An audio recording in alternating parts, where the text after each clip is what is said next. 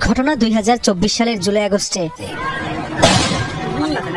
শেখ হাসিনা, ওবায়দুল কাদের সহ ৪৬ জনের বিরুদ্ধে ট্রাইব্যুনালের তদন্ত সংস্থা কাজ শুরু করে ১৪ আগস্ট।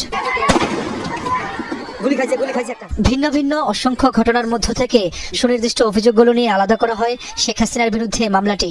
এতে হত্যার প্রধান মাস্টার মাইন্ড হিসেবে চিহ্নিত হন শেখ হাসিনা ও তৎকালীন স্বরাষ্ট্রমন্ত্রী আসাদুজ্জামান খান কামাল। আরেক আসামি নির্দেশ বাস্তবায়নকারী পুলিশের সাবেক আইজি চৌধুরী আব্দুল্লাহ আল মামুন। তিনি পরে এই মামলার রাজসাক্ষী হন।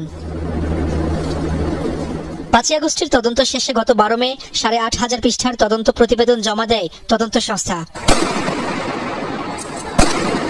এতে তুলে ধরা হয় শেখ হাসিনার হুকুমে দেশজুড়ে হত্যাকাণ্ডের বর্ণনা।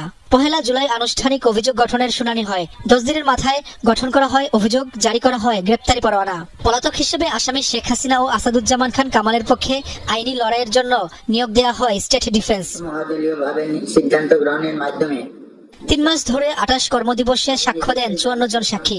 এতে জুলাই শহীদ পরিবারের সদস্য, আহত জুলাই যোদ্ধা, প্রত্যক্ষদর্শী, চিকিৎসক, গণমাধ্যম কর্মী, ফরেনসিক বিশেষজ্ঞ ও পুলিশ সদস্যরা বক্তব্য দেন। জবানবন্দি দেন রাজসাক্ষী চৌধুরী আব্দুল্লাহ আল মামুন। মামলায় সাক্ষ্য দেন জুলাই আন্দোলনের অন্যতম সমন্বয়ক নাহিদ ইসলাম। তাদের সকলকে দ্রুত সময়ের মধ্যেই গ্রেফতার করতে হবে এবং বিচার নিশ্চিত করতে হবে।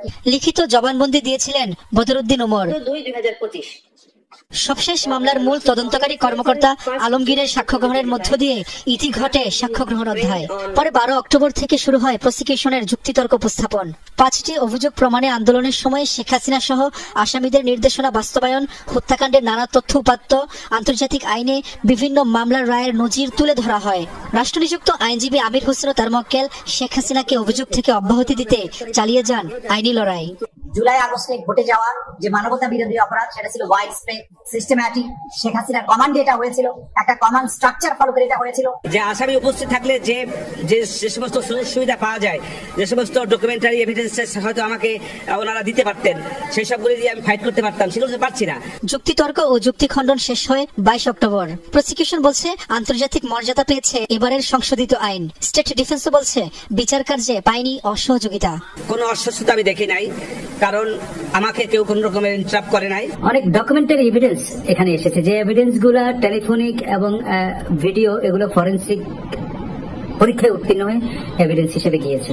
ট্রাইব্যুনালে আগের যে বিচার হয়েছে তার সাথে তুলনা করলে এটি অধিক স্বচ্ছ বলেই আমি মনে করি। সময় মতো বিচারের জন্য আরেকটি ট্রাইব্যুনালেও চলছে জুলাই হত্যাকাণ্ড ও গুম আর মানবতা বিরোধী অপরাধের বিচার। ২ ট্রাইব্যুনালে শেখ হাসিনার মামলাটি ছাড়াও বিচারাধীন ৯টি মামলা। সাক্ষ্য গ্রহণ পর্যায়ে আছে আরো ৩টি।